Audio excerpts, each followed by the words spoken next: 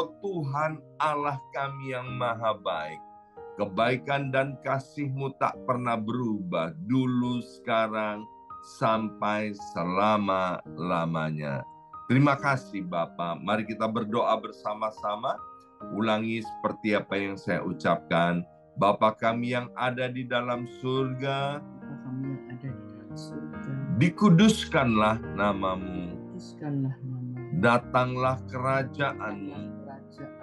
Jadilah kehendak-Mu di bumi ini seperti di dalam surga. Bapa yang baik, berikanlah kami pada hari ini rezeki yang menjadi bagian kami secukupnya, cukup untuk memberikan pinjaman kepada banyak bangsa, sedangkan kami sendiri tidak punya pinjaman. Cukup untuk menjadi saksi Tuhan, mulai dari Yerusalem, Yudea, Samaria, sampai ke ujung-ujung bumi. Cukup untuk menjadikan semua bangsa murid Kristus dan membaptis mereka dalam nama Yesus.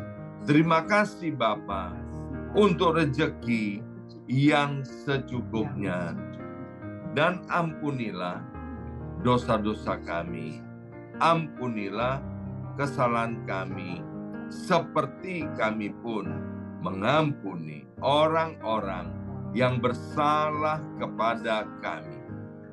Dan janganlah masukkan kami ini ke dalam pencobaan, tetapi bebaskanlah kami dari segala yang jahat.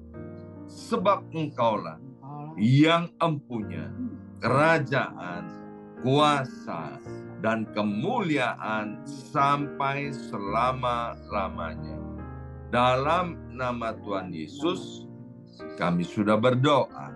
Haleluya, haleluya, haleluya. Mari Bapak Ibu sekalian, sekarang kita bersama-sama secara serempak dan serentak kita akan menggemakan Mazmur 91 dengan suara yang keras, dengan suara yang lantang dari tempat kita masing-masing. Alkitab berkata, mati dan hidup dikuasai oleh lidah.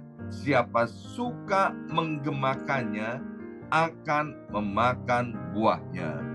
Firman Tuhan juga berkata, terjadilah seperti apa yang engkau percayai, terjadilah seperti apa yang engkau imani. 2, 3. Mazmur 91.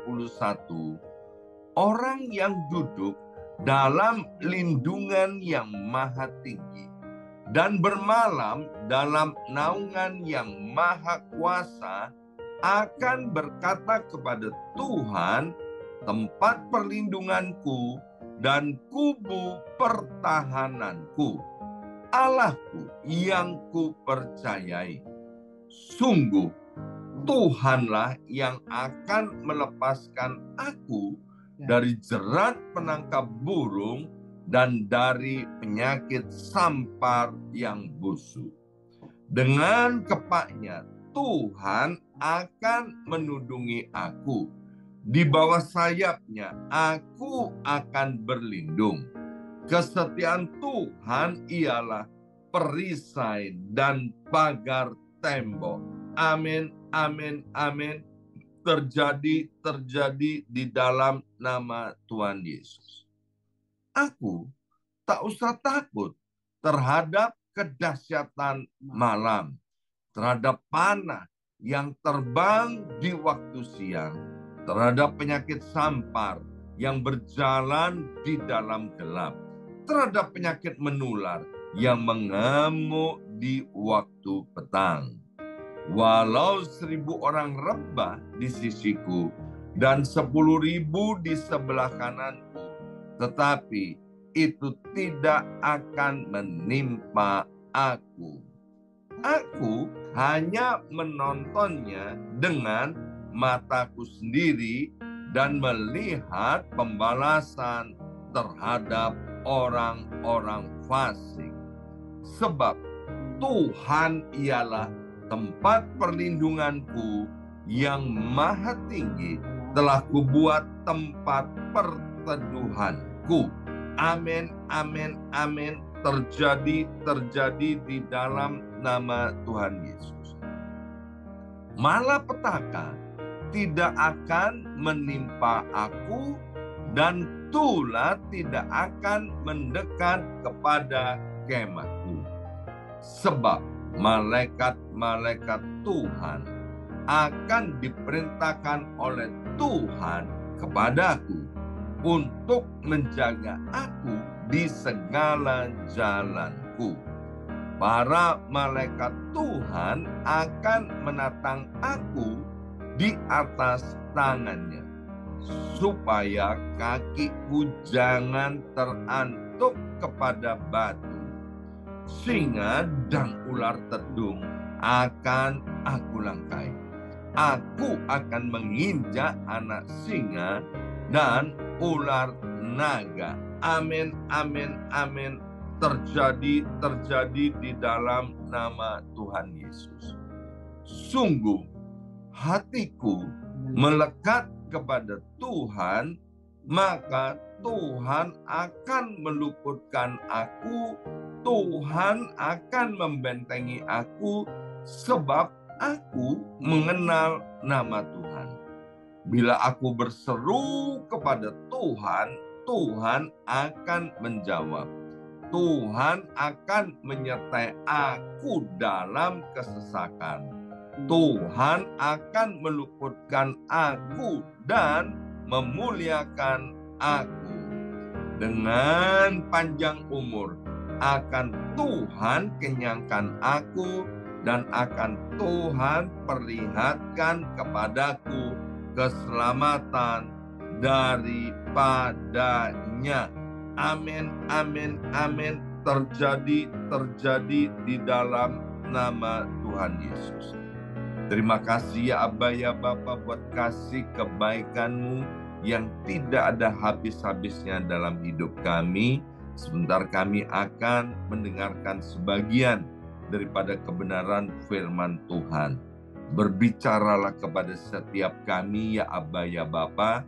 Kami siap mendengarkan firman kebenaran ini. Dalam nama Yesus. Yang siap mendengarkan firman Tuhan, angkat jempolnya ke depan dan katakan amin 3 kali. Amin, amin, amin.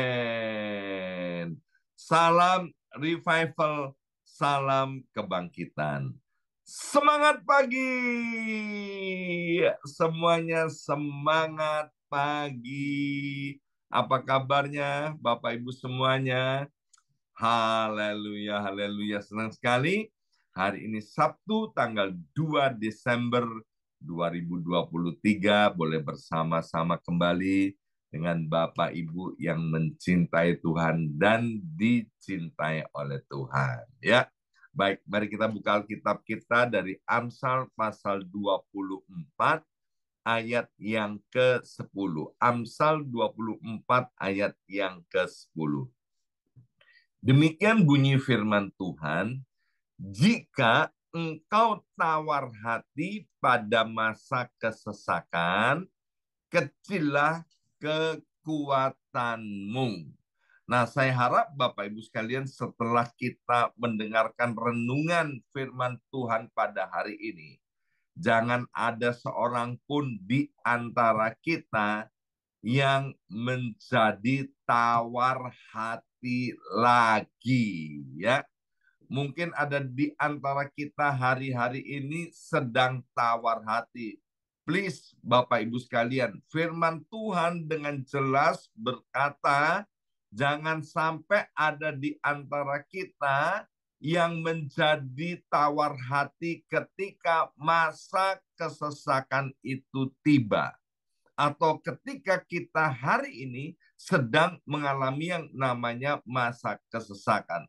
Sebab kalau kita menjadi tawar hati, dengan jelas Alkitab berkata, kekuatan kita akan menjadi kecil. Ya, orang yang tawar hati itu semangatnya akan patah. dan cenderung apatis, kemudian kurang punya minat, tidak bergairah. Hidupnya orang Jawa bilang asarasen, tidak memiliki motivasi, kemudian menjadi masa bodoh, disuruh melayani Tuhan juga males, suruh ke gereja ogah-ogahan. Sebab Bapak Ibu sekalian, kekecewaan itu, ya, tawar hati itu, kesesakan itu, kalau kita tanggapi atau responi dengan cara yang salah, maka akan membuat kekuatan kita menjadi kecil. Ingat, Tuhan datang ke dunia ini untuk memberi kita hidup dan hidup dalam segala kelimpahan. Tapi iblis atau pencuri itu datang untuk mencuri, membunuh, dan membinasakan. Ya, iblis punya ide supaya kita terus-menerus hidup di dalam tawar hati dan kekecewaan. Supaya kita ini kekuatannya semakin lama semakin kecil, semakin merosot, sehingga gampang untuk dibinasakan. Pujian tadi itu luar biasa, mulai dari awal sampai beberapa menit ya. Kita 20 menit kita menyembah dan memuji Tuhan, itu berbicara tentang kasih dan pemeliharaan Tuhan di setiap musim kehidupan kita. Nah, Bapak Ibu sekalian, waktu kita mengalami kesesakan, jangan kemudian kita berpikir bahwa kita ini adalah satu-satunya orang yang paling malang di atas muka bumi ini, sehingga kita mengalami kesesakan yang menyebabkan hati kita menjadi tawar. Kalau masih ingat bapak segala orang beriman namanya Abraham, ya. Abraham itu dalam perjalanan kehidupannya, ya, itu nggak mulus-mulus amat Bapak Ibu sekalian, ya, banyak lika-liku yang dihadapinya. Mulai keluar dari tanah Ur Kasdim bersama keponakannya yang bernama Lot. Dalam perjalanannya kemudian terjadi pertengkaran antara kelompoknya Abraham dengan kelompok keponakannya yang bernama Lot. Kemudian setelah itu Abraham mendapatkan janji Tuhan untuk mendapatkan keturunan sebanyak bintang di laut, sebanyak pasir di tepi lautan.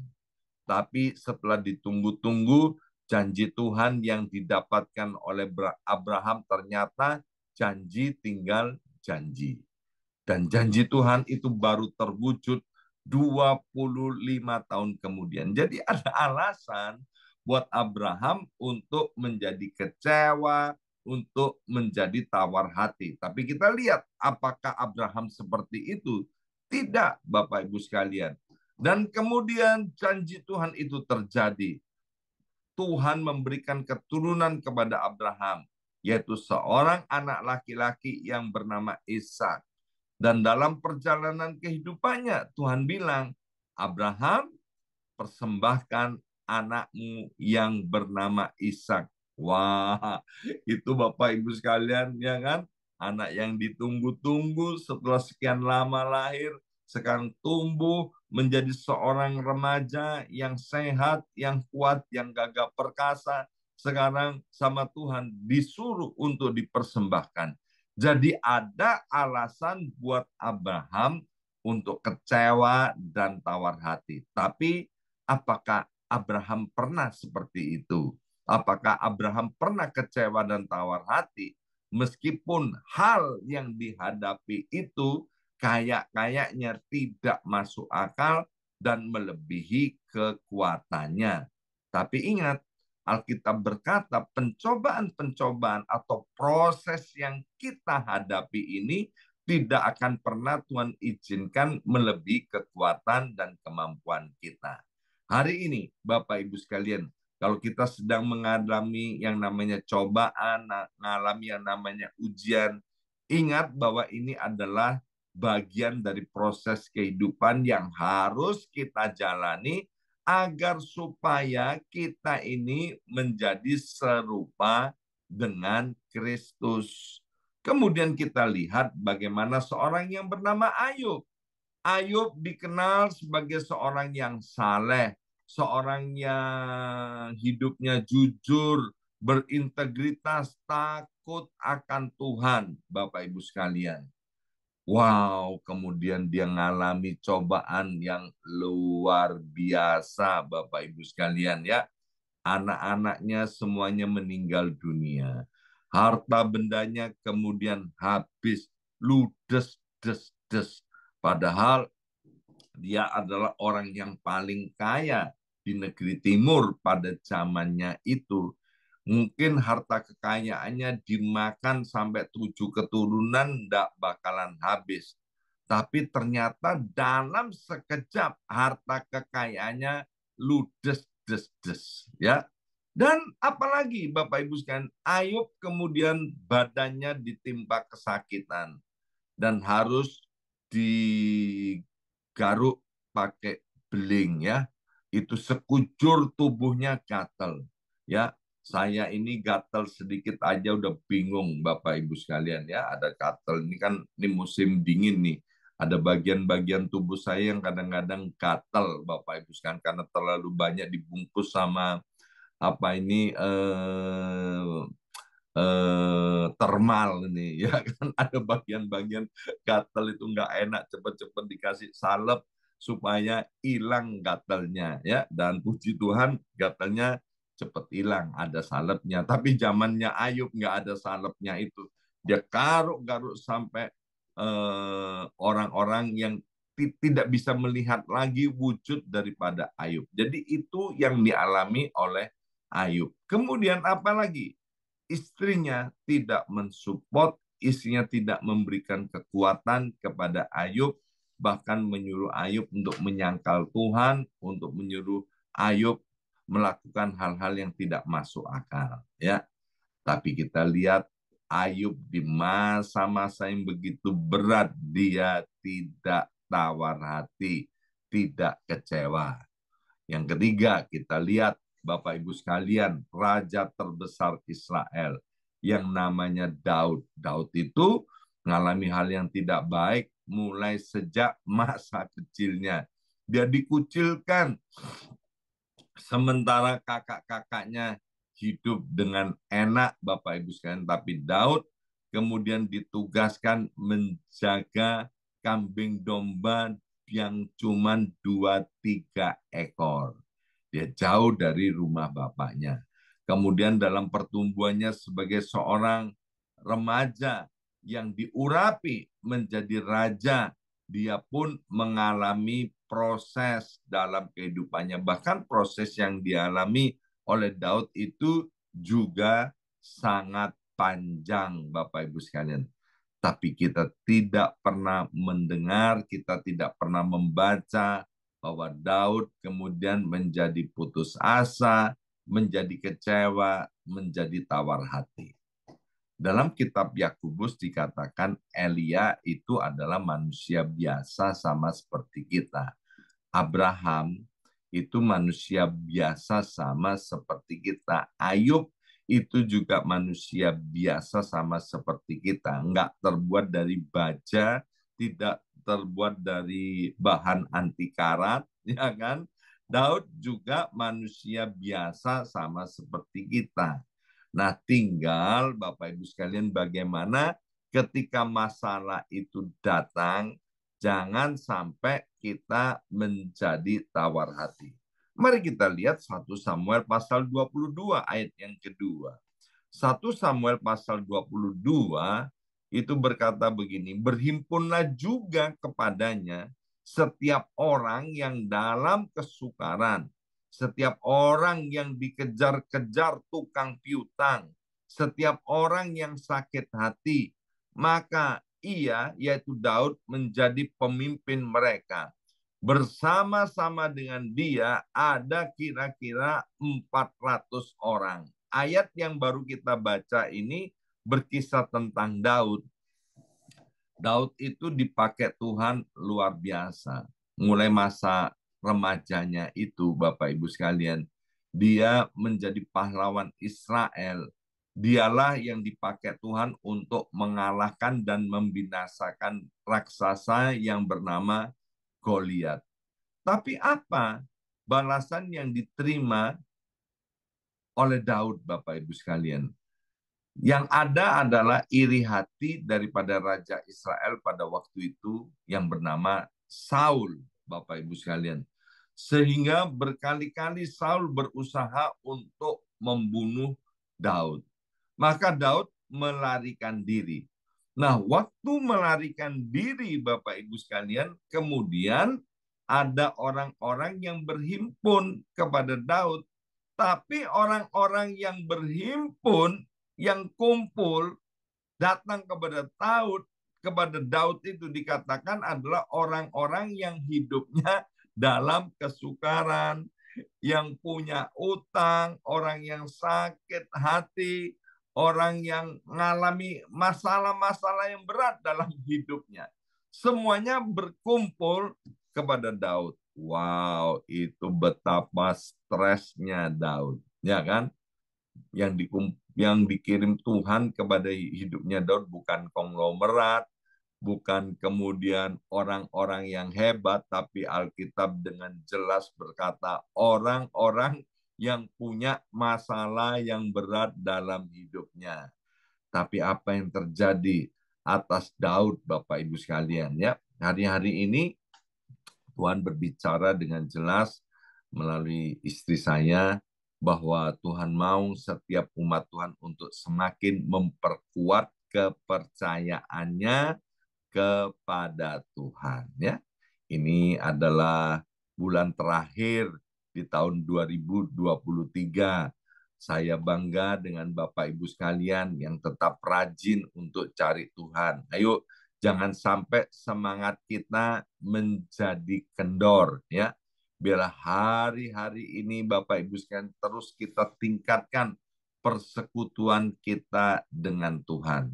Mazmur 91 itu Bapak Ibu sekalian yang setiap pagi kita deklarasikan, dikatakan orang yang duduk dalam lindungan Tuhan yang maha tinggi itu akan ada dalam perlindungan Tuhan. Amin. Bahkan ketika dalam kesesakan, Mazmur 91 ayat 15 berkata, Tuhan itu menyertai kita. Ya, kalau teman-teman kita itu waktu kita jaya, mereka datang mendekat kepada kita. Tapi waktu kita dalam kesesakan, waktu kita dalam kesusahan, di WA aja, ya kan nggak dibales, apalagi di telepon, ya kan nggak diangkat. Bapak Ibu sekalian, dunia menganut sistem begini, ada uang abang sayang, tak ada uang abang ditendang.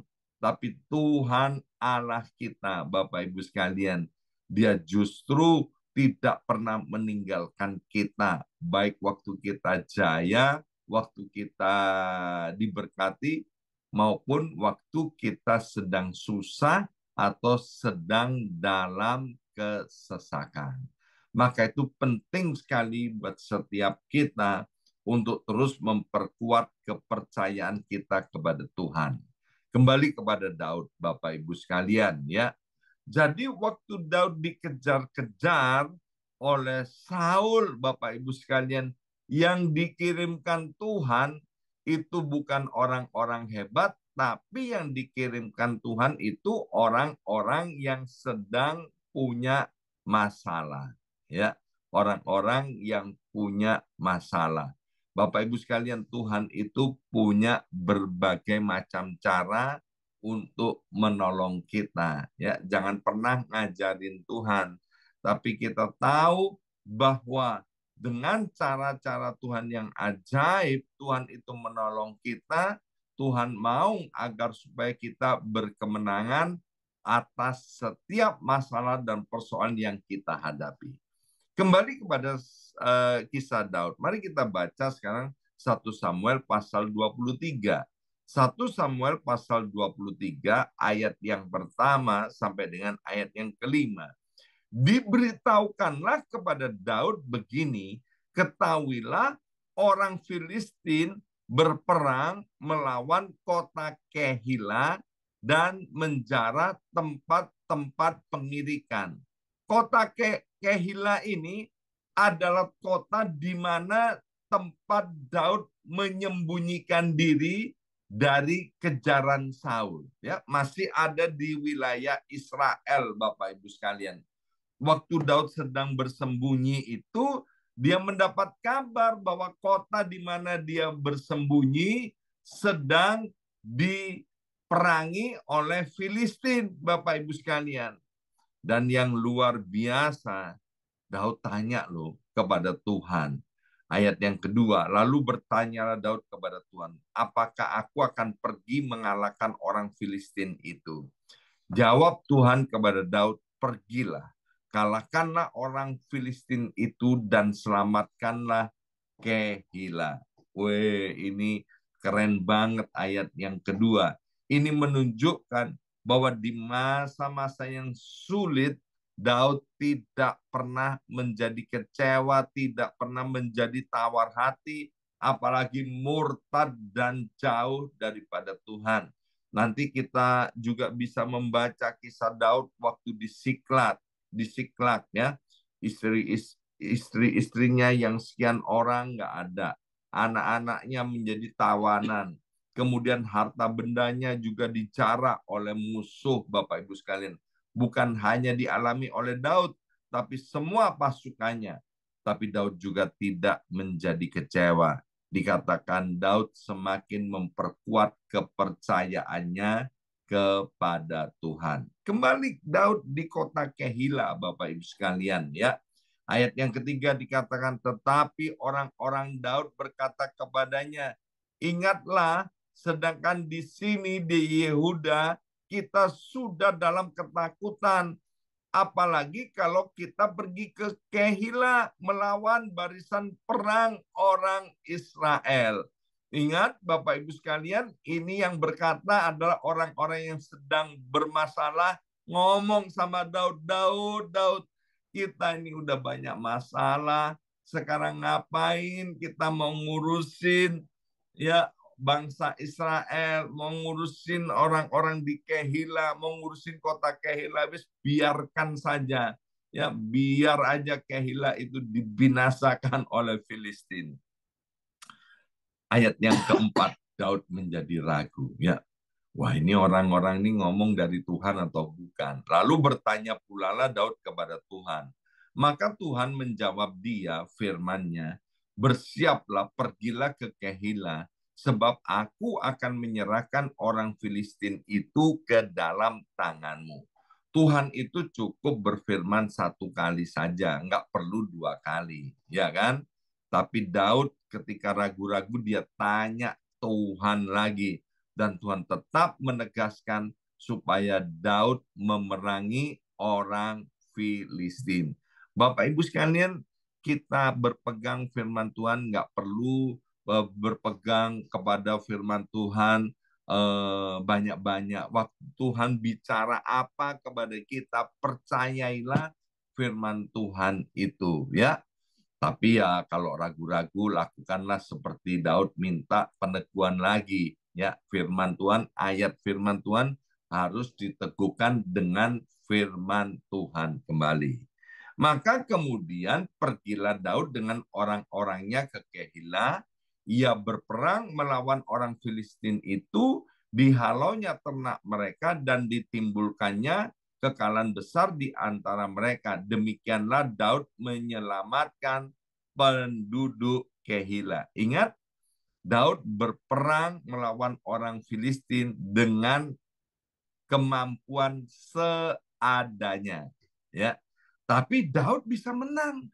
Bapak Ibu sekalian, dalam peperangan melawan orang-orang Filistin, bagaimana Daud bisa menang? Karena Tuhan yang memberi kemenangan, Tuhan yang berperang ganti Daud. Demikian juga Bapak Ibu sekalian, ketika kita sedang menghadapi masalah, kalau kita mengandalkan Tuhan, kita berpegang kepada firman Tuhan, kita tidak boleh takut, kita tidak perlu takut terhadap apapun juga. Kita dilarang keras melarikan diri dari setiap persoalan, hadapi masalah dan persoalan itu, dan nanti Tuhan yang akan berperang ganti kita. Amin.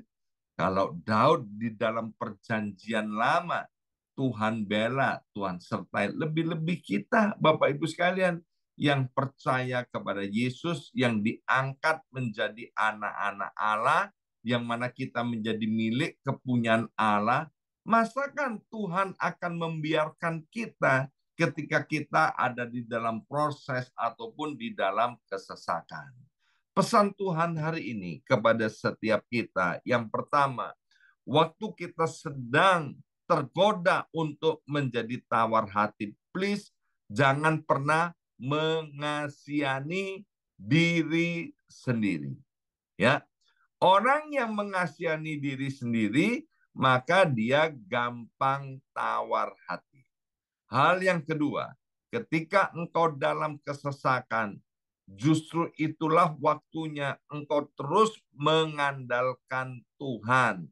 Jangan pernah lari dari Tuhan. Alkitab dengan jelas berkata, kalau kita mengandalkan Tuhan, kalau kita berharap kepada Tuhan, kalau kita menanti-nantikan Tuhan, kita tidak mungkin akan dikecewakan.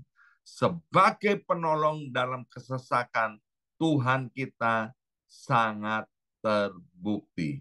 Tuhan memberkati kita. Mari kita berdoa, berkati setiap anak-anakmu hari ini apapun masalah dan proses yang sedang dihadapi.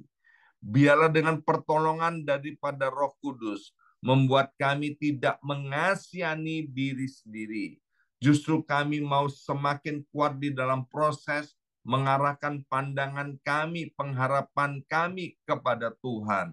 Firman-Mu dengan jelas berkata, orang yang mengandalkan Tuhan itu akan diberkati, tapi orang yang mengandalkan kekuatannya sendiri, yang mengandalkan manusia akan terkutuk.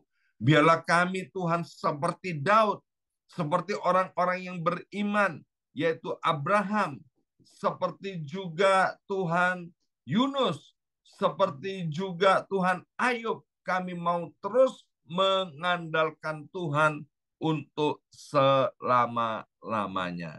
Kami percaya masalah dan pencobaan yang kami hadapi, proses yang sedang terjadi itu tidak akan pernah Tuhan izinkan melebihi kekuatan kami. Berkati keluarga daripada anak-anak-Mu, berkati ekonominya, berkati usaha pekerjaannya, berkati kesehatan daripada anak-anak-Mu ini semua. Terima kasih Bapa, dalam nama Yesus kami sudah berdoa. Haleluya. Amin. Amin. Amin.